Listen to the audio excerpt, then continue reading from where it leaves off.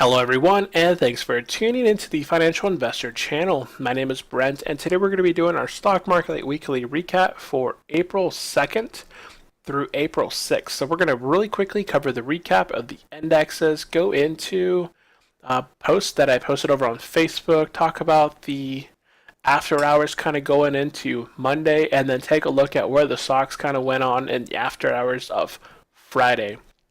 So S&P 500 did go down for the week by 1.38%. It was the middle one, I believe. It wasn't exactly the heaviest. Yeah, the heaviest losers. The Dow actually came out ahead of the S&P 500 and the Dow Jones or the NASDAQ. So down for the year by 2.59%. The Dow Jones had the least fall because of Boeing, which I talked about an article, or I found an article that was tracking Boeing this week. Boeing did an excellent job. They got a really nice large order by an overseas company for like $8.8 billion. So good job to them. But that really helped out the Dow Jones. So up or down only 0.71% for the week. For the year, they are the lowest at negative 3.18, followed up behind by the S&P 500. And then the NASDAQ, it did have a bit of a sell-off on Friday, but I've been actually buying and selling the NASDAQ because it's been doing a little bit more predictable between points. So as you notice, if you go back about if you go back about 7 weeks now, there's been a side. It's been going sideways, right? And there's these bottoming out points and these top out points. So I've been buying on these dips. I've been setting my limit buys, and then as it kind of climbs out, before it even comes to the top, because I can't predict the top, I just set myself a limit for where I want to sell, and then I'll sell off. Instead of selling at the peak up here, where it might be a little bit unpredictable, I set my limit usually a little bit below where I expect it to peak, and then whether it peaks out or not, as long as it hits that bottoming out point, I'll sell off my positions and then wait for the market to kind of correct itself again, or talk about tariffs. As you know, every time they bring up tariffs, or the Fed chairman comes on, or the White House has any sort of special debriefings, the market always comes down quite a bit. So I've been using these opportunities to buy low and wait for it and sell high. If I'm able to buy low, which over here on Facebook, I put in some limits on Friday. Going into Friday, the stock was trading at 144. I didn't own anything here at the 144. I had actually bought it on Monday when it had bottomed out. I bought it at 127.70 and sold it at 136. So I made about a 6% gain on that buy and sell. Now I'm doing the same thing again, repeating the process. It's selling at 144, and this was at in the afternoon. So I posted this at 12:41 a.m. Okay. So I put in my limits prior to Friday market open. So on Friday it was at 144. This stock actually fell and triggered my 135 during the Fed chairman talking. It was at 137 and it came down to 135. It triggered. I bought some. I think I bought like $5,000 or $10,000 worth, and I don't know if it triggered 130 yet. I don't believe so. I'm having an issue logging on right now where I can't retrieve my data. And that happens. It's after 1 in the morning right now as I'm recording this video. So I think on Monday morning I may be able to hit these triggers of 130. Last time I had my limit buys for 130 on Monday, it bought it at 127.70, which is how I got that limit buy on Monday. So I had that 6% gain as the markets recovered on Tuesday. So I've been kind of doing that this week. So yeah, Fed chairman came on, talked about the economy recovering and the interest rates and such. So he gave his economic outlook about jobs and all sorts of fun stuff. And then right after that, the White House did a sort of debriefing. They questioned, I forgot what her name is, but they talked about tariffs and other stuff, and the market came down a little bit more because of that. So that's basically all that I really posted over on the Facebook. Now the after hours right now, the stock futures right now look to be negative, which is fine for me. I already have my limit buys in right down here. I have my limit buys for 130, which I believe if it triggers, that's great. I've been really watching the market right now. The Dow's just tumbling back and forth. These headlines that they make, these headlines come on every week. The Dow tumbles 600 points. It recovers 600 points. It tumbles again 600 points. It recovers 1,000 points. It tumbles 1,000 points. It doesn't matter. It goes on.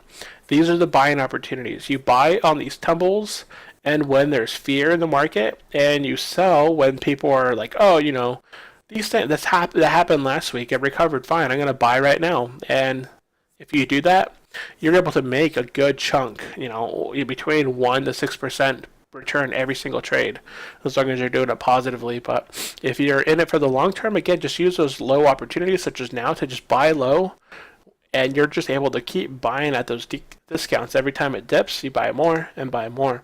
So right now, let's see here. Anything here? New Well Brands? No. Bank stocks here. So what I like to look for in the after hours is bank stocks, because banks and semiconductors are what sort of push the market. So Facebook here, positive. That's positive because that affects the NASDAQ. Apple looking positive in the after hours. HP right here, positive in the after hours. Bank of America is, nothing really. Micron semiconductors are down, or sort of Microsoft down, General Electric down, or positive. So, yeah, I'm taking a look here. Who knows? Monday doesn't matter. If it goes down Monday, great buying opportunity. What we're looking for is Tuesday and Wednesday for the market to recover, because we're trending sideways right now. We're very close to the 200-day moving average. So, depending on how it goes and continues, we may end up having another minor correction due to sell-offs, or people will just buy in very quickly because it's such a great buying opportunity. We've recently went through a tax reform. These tariffs may end up getting some sort of better outlook on them. So this is just a lot of fear in the markets right now, just due to you can see all the articles that I've been kind of reading through, talking about China wanting to implement tariffs on our soybean exports, I believe cotton and a few others, because Trump had said that we're going to be doing tariffs on $100 billion worth of China's imports. So this is just bickering back and forth. Eventually, all they want to do is come to an agreement. That's all they want to do. Trump, he already stated that he's able to make an agreement with Canada, he's able to make an agreement with Mexico, and that's fine. All China and Trump have to do or just sit down and make some sort of agreement that'll benefit both sides. That way China can go back and say, hey, guess what? We won. We came out positive. And Trump can come back to the U.S. and say, guess what? We won. We came out positive. Both sides win. The markets rally. Both sides are going to get affected by this negatively if it continues to go back and forth. That's affecting both China and the U.S. And those are huge. Those are the biggest markets in the world. So they don't want this to turn into a whole meltdown, because they'll take out both the economies. So, you can see here in the after hours, it did come down slowly, 0.13 on the S&P 500, and the NASDAQ here, it did come down. Oops, what the heck? 111. The NASDAQ here did come down right about the same, about 0.16. So, yeah, kind of going into the week, we may see some negativity on Monday, but it's just like every other week. Negative on Monday, recovers on Tuesday, Wednesday, Thursday, negative on Friday. So just pick up on patterns, look for those buying opportunities, and sell where you think it'll peak, or at least $1 or $2 below where you believe it will peak, or whatever. Set your limits. And make sure, if that's what you're doing. Otherwise, just stay strong, buy low, and keep in the market. So that is it for this week. Just a quick recap of the week. So, of course, I want to thank everyone for watching up to this point. If you did like the video, hit the like button below. Remember to subscribe for future financial videos. Hit the notification button, because I put out videos weekly. And, of course, if you have any questions or want to say hello, please leave them in the comment section below. I always reply back to you guys. As a friendly disclaimer, I am not a financial advisor or tax professional. The information provided in my videos are my opinion for entertainment and fun. This is not investment advice. This is just me as a financial investor, myself, just an investor, just trying to help others make their money work for them. Thanks again for tuning in. I will see you next time. Have a great day. Bye.